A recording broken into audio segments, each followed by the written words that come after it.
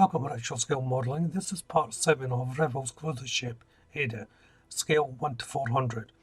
In part 6 I concentrated on the bridge and started work on the top deck. In part 7 I'm going to be carrying on work with the top deck and placing it into the build. So let's jump into this and see how I get on. So kicking it off with Revell Upper 50 light blue. And this part is for the bow of the ship that forms the first section of the top deck. I'm using Revell Aquacolor 79 greyish blue once more for the cinema screen, which will form part of the top deck. And once it's dry, I'm just fitting the cinema screen onto the deck. It sort of butts up against it. The contact point is not brilliant with it. I did have to wait quite a bit of time until it dried up. But once it did, it was time to fit the main deck. And the tricky part here was just to line it up with the central position first, and then prise open the hull a little bit just to get it all fitted in. Next to go in is the support wall for the next part of the deck. Also, it's one of the entry points. Now, you really don't get to see much of this part once the other part of the deck is on. I'm using a little bead of Formula 560 canopy glue to fit the next clear components. This is a curved one that goes around the deck to form another viewing area. And then once I was in, I was then able to place in some more of the clear components on the side. Again, these, like the last ones, they are prone to snapping, so just be careful when taking them off the sprue if you are going to be doing this kit. The fit itself was a good fit, there was no issues. And then once that was in, I was able to fit the top piece. I didn't record it for some reason, but that's on now. That goes just above the clear glass part that I put on. I'm using Revell Aquacolor 15 yellow, and this is the next part of the deck for the bow of the ship. So first of all, just painting in the flooring with the colour. Next is Revell Aquacolor 49 light blue, and this is for the spar pool. And then it's 382 wood brown, and this is for the side of this inner part of the deck.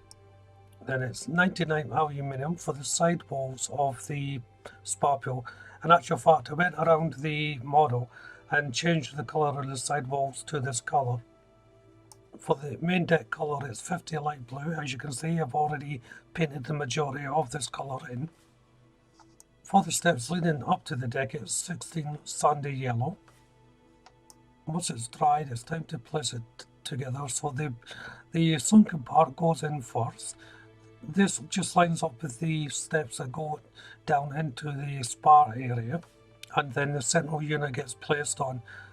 Now, there is a gap that runs, but it's not really a gap, it's a trench that runs around this unit. That's meant to be there because that receives a glass recess wall.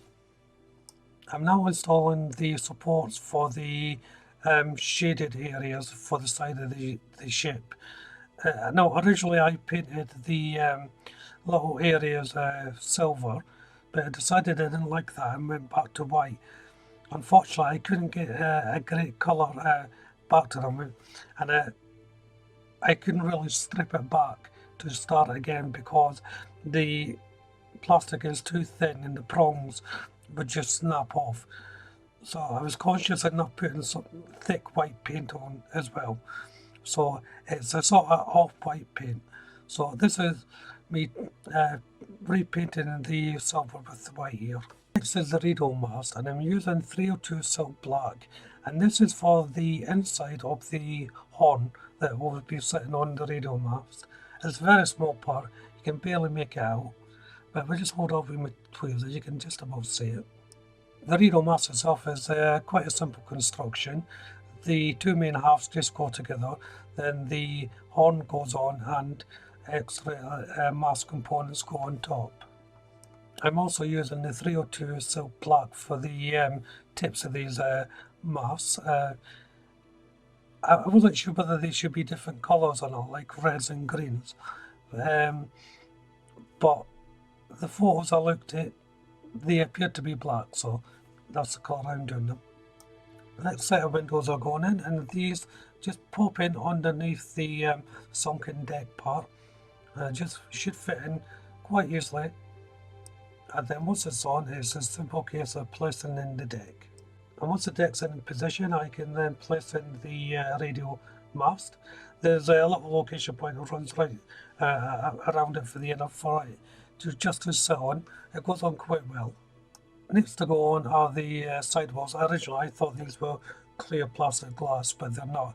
They're just your straight moulding. So when I put these on, I decided to do them slightly out of order than the instructions suggested, just so that I knew exactly where my contact points were going to be, and they were going to line up with the radio mast.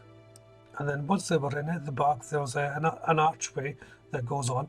This is predominantly to support the canopy that I'll be going over this unit. Next to go on is the roof framework. This just sits on top of the wall. It has its own brackets with little location points for it just to sit into. I'm using Tamiya's X19 smoke once more to tint the panels, which is going to form the roof. It's now time to place on the roof. So this comes in 3 sections. The first part, they recommend putting this on first. It's quite a tight fit. I had to use quite a bit of pressure to get it into place. Also, you can have this in different configurations. You can have the roof opened, half closed, or closed. I decided to have it fully closed. And then it's much the same on the opposite side. This part has a little bracket sticking out, which butts against the arched unit that I placed on. And lastly, the middle section just drops into position. No fuss really. The lining up of this was really nice, and it's well designed as part of the kit. Next to go on are the clear parts for the partition walls around this area.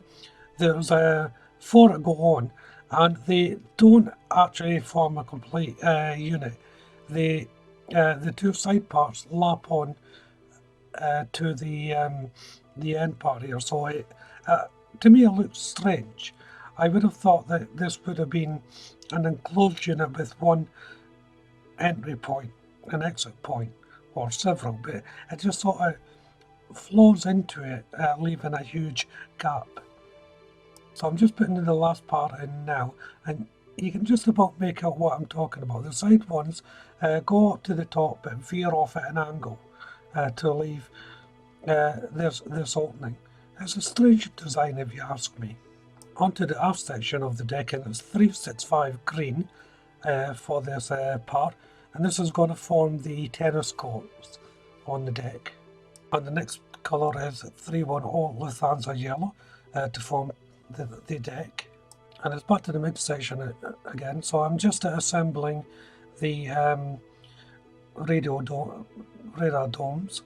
There's 2 to make up, and then another panel to be made up with the brackets going in. This little unit is just a support beam really for the swimming area. It probably has other uses as well on the actual ship, but I don't know what. So it's back to the aft deck, now the paint's dry, and I'm just placing on the decals for the tennis courts. There's 2 to go in total, a little one here, and the next one just goes at the top. I'm using X19 Smoke by Tamiya to tint the glass dome. I'm using Tamiya's Weathermaster Series E and the grey and green components of this just to shade up and darken the areas around this wall. Now I'm using a different brush here. This sharpener is a pointed one, conical in shape. This allows me to get into the portholes and tight little areas so that the flat chisel edge won't do. And once it's ready, that side edge just goes on the edge of the deck here. Next to go on are the little sub-assembly parts that I did. So this supporting beam on whatever it's for.